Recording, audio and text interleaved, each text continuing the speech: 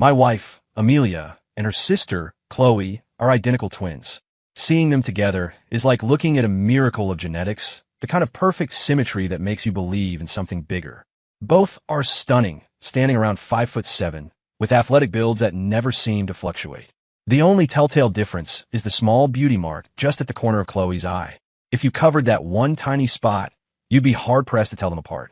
It's a trick Chloe loves to pull on our daughter, getting her to call her mommy just for the fun of it. Chloe is the wild one, a firecracker since childhood. She's always loved dressing up, diving headfirst into cosplay and video games.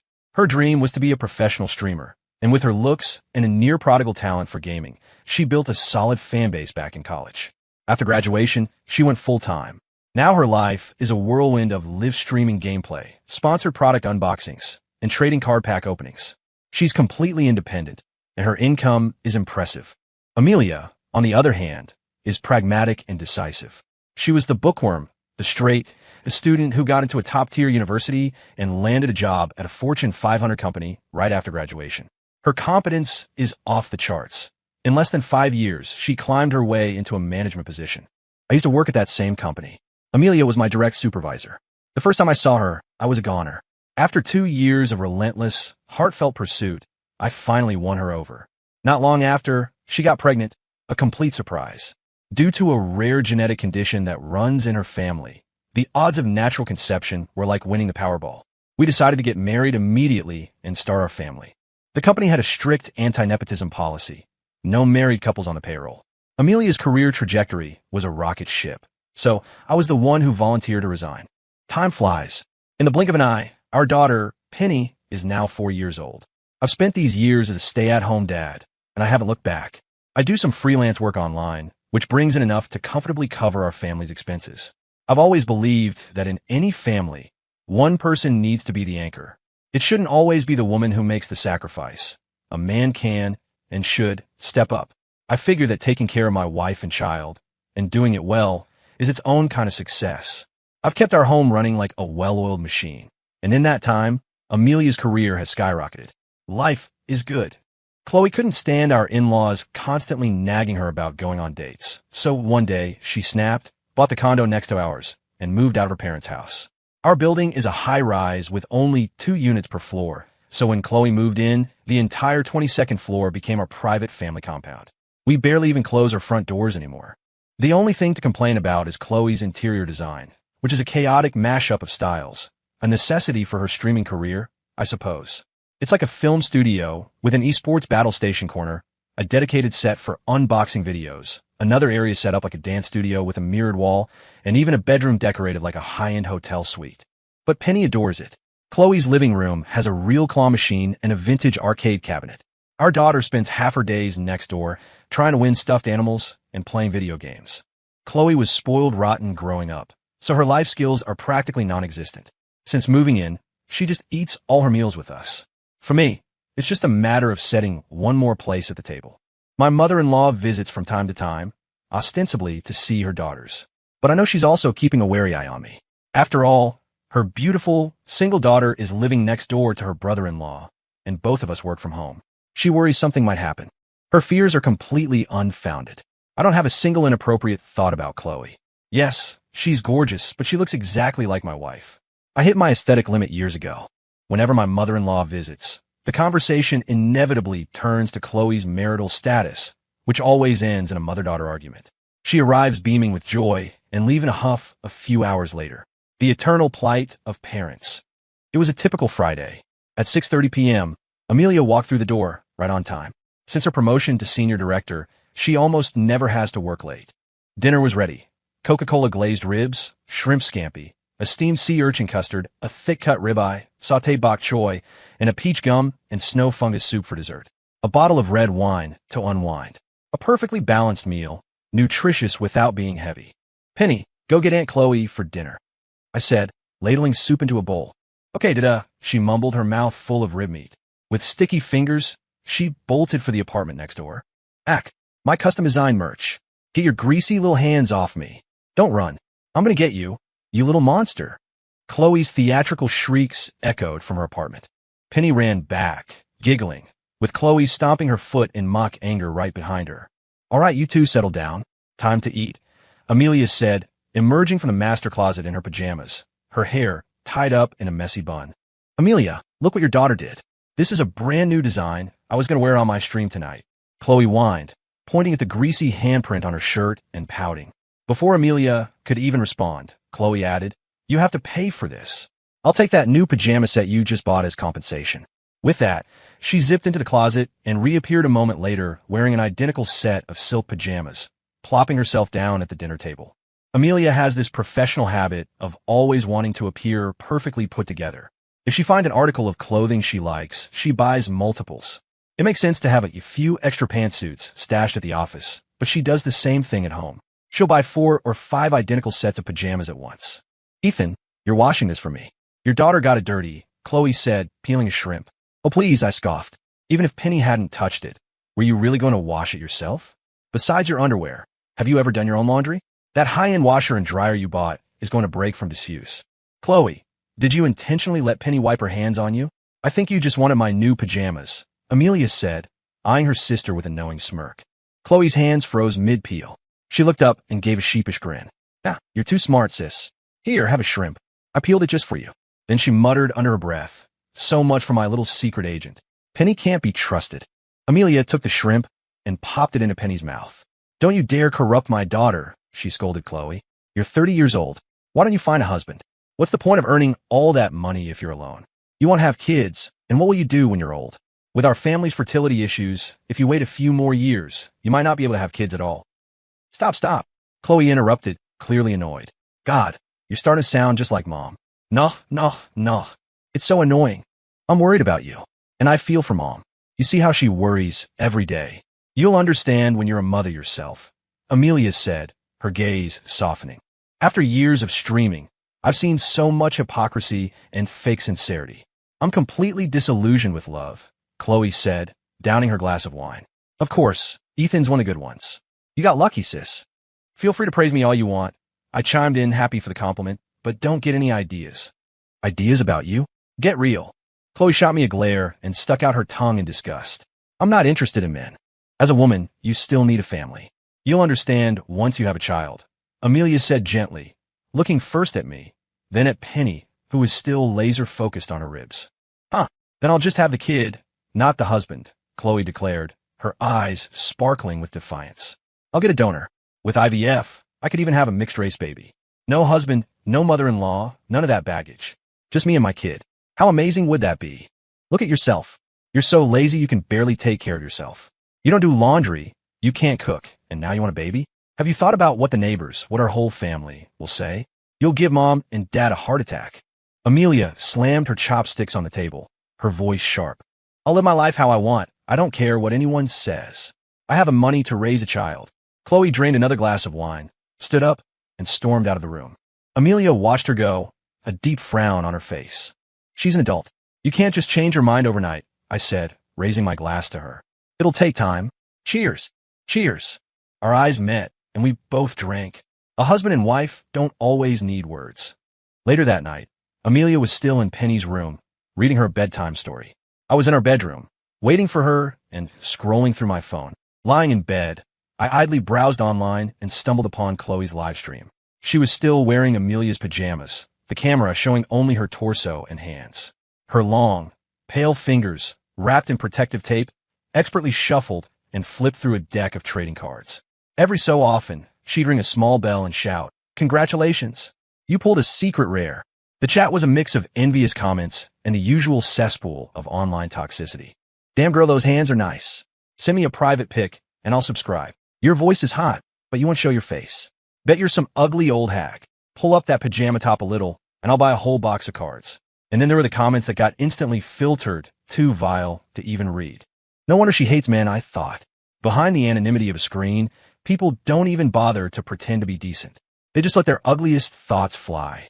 Chloe never responded, but I could imagine her cursing them all out in her head. It was easy to see how she'd become so jaded. I slept dreamlessly and woke up feeling refreshed. I went out for my morning run, breathing in the fresh air. When I got back, it was time to make breakfast. A savory congee with pickled greens and shredded pork, a few grilled cheese sandwiches, and a side of crisp, marinated pickles drizzled with olive oil. The aroma filled the apartment. Just then, Amelia walked out of the bedroom. She was up early. I wrapped my arms around her waist, leaned in for a morning kiss, and was promptly shoved away. Hey, handoff. Wrong person, Chloe said with a look of disgust. Ugh, I stammered, pulling my hands back. You really shouldn't wear your sister's clothes. I almost made a huge mistake. The moment my hands touched her waist, my brain registered the difference in texture, but my body was still following its previous command. There was a subtle distinction. Chloe didn't work out, so her waist was softer, more pliable. Amelia was religious about her Pilates, and her core was tight as a drum. What are you doing up so early? You usually don't surface until noon, I said, quickly changing the subject. I'm starving, and it's all your wife's fault, Chloe grumbled, grabbing a sandwich and taking a huge bite. I barely ate last night. Oomph. I poured her a glass of water. She chugged it and continued. I thought about it all night. I'm 30. With our family's genetic issues, it's only going to get harder for me to have a baby. So, I'm doing it this year. I'm having a kid. Okay, well, I can introduce you to some good guys. I have a few friends who are decent people. Stop, just stop. I don't like men. They're all sanctimonious in public and disgusting behind closed doors. And no, I don't like women either. I just want to have a baby on my own, raise it myself. The life of a modern, independent woman can be pretty amazing, you know. I'm not going to judge, I said. Just make sure you've thought it through. You're going to face a lot of pressure. There's so much to consider. Who's going to help you? What if the baby is up all night screaming? What if they get sick? Who's going to help with homework? How will you balance work and a child? I'll hire a nanny, she said dismissively. If I'm worried, I'll just pay you to supervise the nanny. I'll put you on my payroll. I'm not short on cash. If you're willing to spend the money, raising a kid isn't that hard. Look at Penny. She seems easy enough to manage. You two figured it out. But every child is different. But what? I think it's a great idea. Yep, that's what I'm going to do. No time to waste. I'm going to start researching. A look of pure excitement lit up Chloe's face. Hey, Chloe's up early. What are you two talking about? Amelia emerged from the bedroom, rubbing the sleep from her eyes. Oomph. Wouldn't you like to know? Chloe shot back, turning and walking out. Amelia just shook her head and smiled, then looked at me. She might be serious this time, not just talking, I said after a moment. Because of her job, she has a pretty negative view of men. She's genuinely resistant to the idea of a relationship. Amelia started to go after her, but I grabbed her arm. Don't push her right now. It takes time to change someone's mind. There are good men out there. My friend, for instance, he's a great guy. I can introduce them. But her plan, in our world, it would be a spectacle. People would laugh at her. Normal families don't do things this way. Mom and dad would have to endure all the whispers behind their backs. Look, don't say anything to your parents yet. It'll just upset them. And if Chloe is serious about this, it's not that simple. IVF and all that takes a lot of preparation. We have time to talk her around. And in a worst-case scenario, it's not like we can't afford to just pack up the whole family and move to a different city. Okay, Amelia said, nodding after a moment of thought. On Saturday, Amelia had a global video conference she had to run from home. Not wanting to disturb her, I took Penny to an amusement park for the day. Amelia said she and Chloe would have dinner together, telling me to let them have their fun. So Penny and I spent the whole day out, not getting home until after dinner. Before I even opened the door, the thick smell of alcohol hit me. I walked in to find Amelia and Chloe passed out on the couch, one on each end. On the coffee table stood 5 empty wine bottles, drained to the last drop. I saw that 2 of them were from my private collection, a vintage that was no longer produced. I kept them on the highest shelf of the wine rack, hoping they'd be overlooked. How did they find them? My heart bled. I didn't bother with them. I took Penny, gave her a bath, changed her into her pajamas, and tucked her into bed. Once she was asleep, I went back out and saw the 2 of them still unconscious. It wasn't cold enough for them to catch a chill, but sleeping on the couch would surely lead to sore backs in the morning. So, I decided to carry them to the master bedroom. Drunk people are dead weight. It took all my strength to haul them, one by one, into the room. Seeing the 2 identical sisters sleeping side by side, their faces peaceful and flushed, was a strangely captivating sight. On Sunday, both Amelia and Chloe were completely useless from their hangovers, listless all day. I asked Amelia why they drunk so much. It's a woman's secret, she said. Men shouldn't ask. I just rolled my eyes. Monday morning, I went out for my usual run. As I stepped out of the building, I saw Chloe waiting downstairs, dressed in a bright pink tracksuit and doing warm-up stretches. Hey, brother-in-law, I was waiting for you. From now on, I'm getting in shape. You want to run with me? I asked, surprised. It's 3 miles. You sure you can handle it? No problem. Our complex has a large man-made lake with a fitness path around it. The air there is clean and rich with oxygen, perfect for a workout. Well, look at the young couple out for a run, an old man out for a walk commented. That's how young folks should be. Good health means a long life, another, even older man added. Morning, gentlemen. I called out. I didn't bother explaining we weren't a couple. Most people couldn't tell the twins apart anyway, and Chloe was just as disinclined to correct them. Even if we did, they'd probably just get confused again later. So, is this a momentary whim, or are you planning to stick with it? I asked her. Of course I'm sticking with it. I'm going to be a mom. I need to be healthy. You've really made up your mind then? You really want a kid? I said it, I mean it. I'm a woman of my word. But raising a kid is a ton of work. I mean, look at me and your sister. We had a nanny for the first year, and it was still overwhelming. So I'll hire 2 nannies for a few years. It won't even cost that much. And for anything I don't know, I'll just ask you guys. You seem to be doing a great job. Anything money can solve isn't really a problem. All right, you win. You've got more money than us.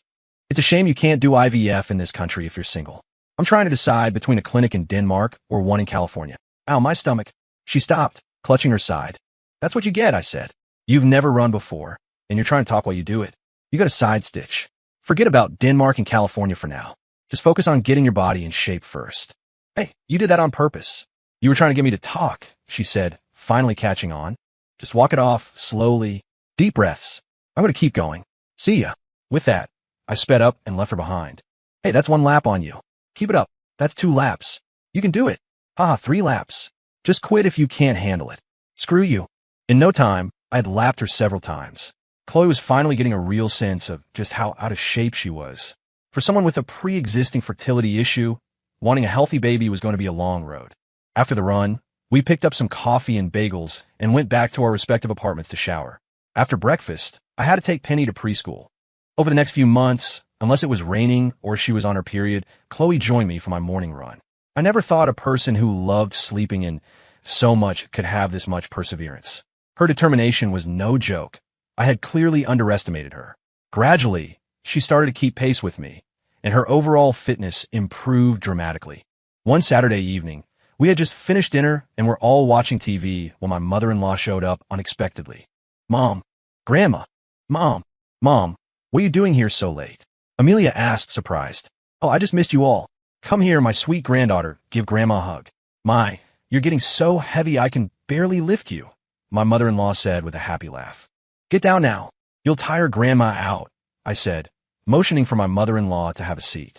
After a bit of small talk, she finally revealed the real reason for her visit. Chloe, a friend of a relative of mine, has a son. He's a very decent young man, 3 years older than you. I want you 2 to meet this weekend. Here, look at his picture. She handed her phone to Chloe. Mom, are you sure he's only 3 years older than me?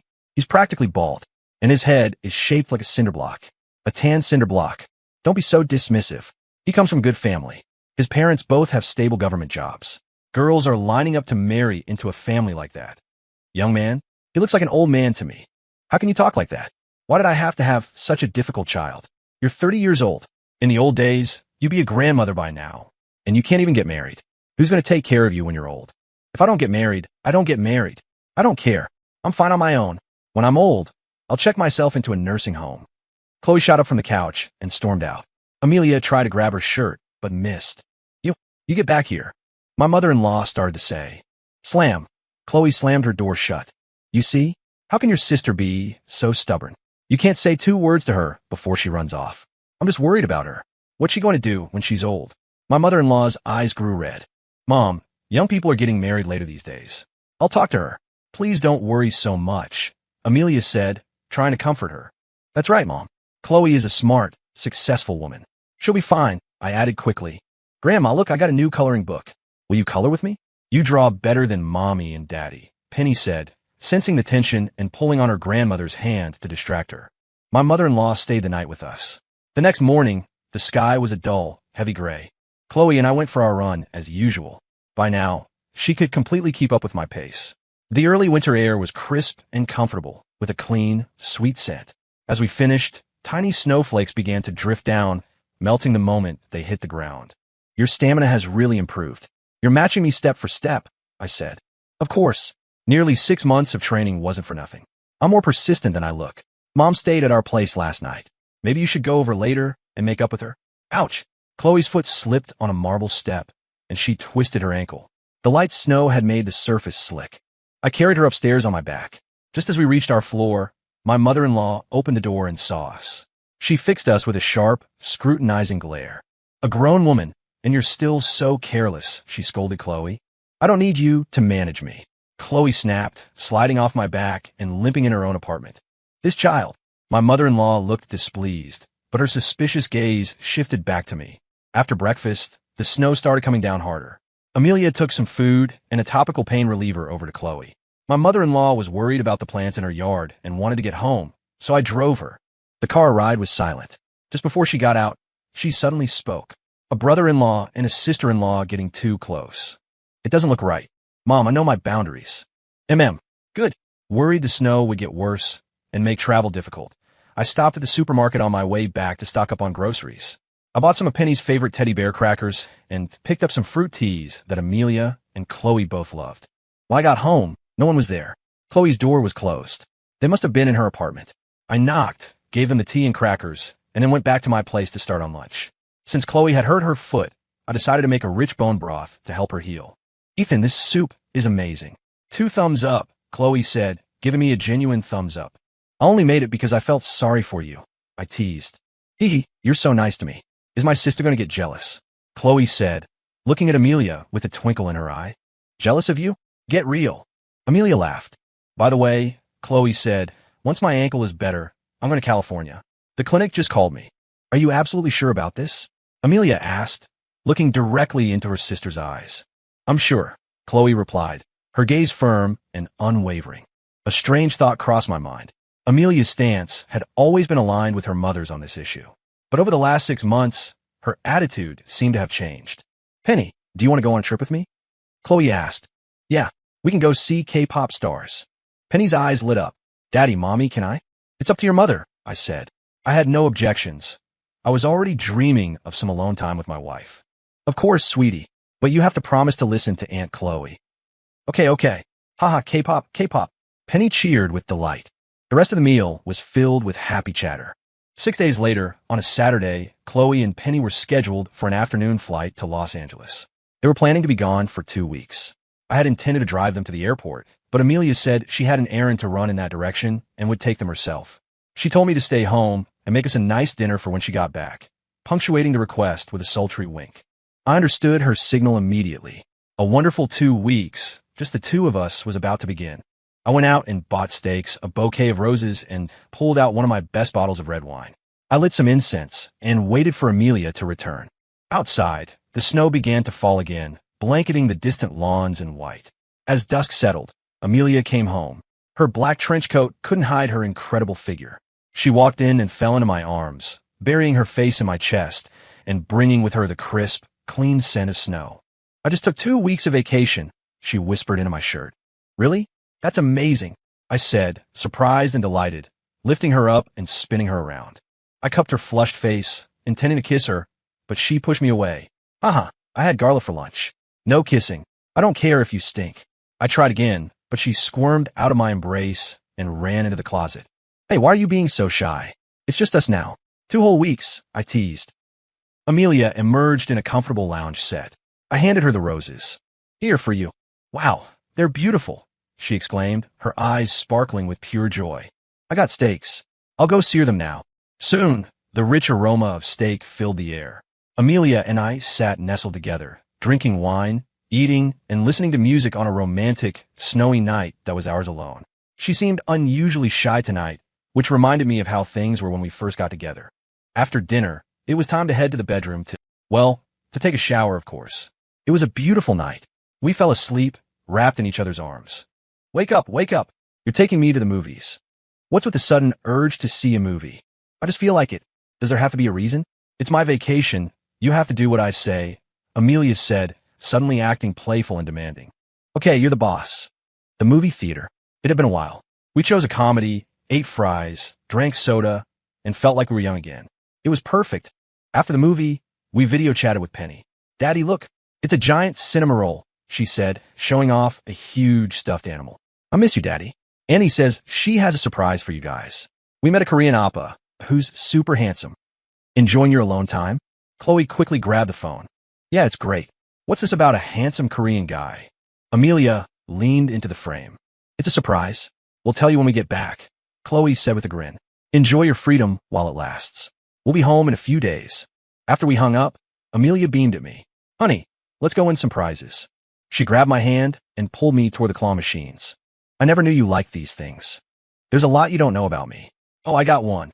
We spent a small fortune and only managed to win 3 stuffed animals. But seeing Amelia so happy made it all worth it. After a long day of fun, we returned to our cozy little home.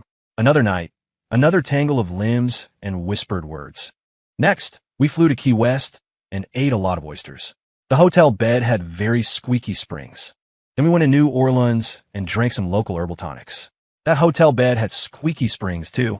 After that, we flew to Big Sur. This time, we ate cordyceps mushrooms. And yes, that hotel bed also had squeaky springs. Finally, we went to a remote cabin deep in the Appalachian Mountains. The bed there was blessedly silent. Thankfully, Amelia's vacation ended, and we could finally go home. Chloe and Penny came back, and they brought a handsome Korean man with them. His name was Ian Kim. He was a nice guy who spoke perfect English and already worked in the city. Love, it turns out, can strike that fast. And when it does, all previous declarations about not getting married go out the window.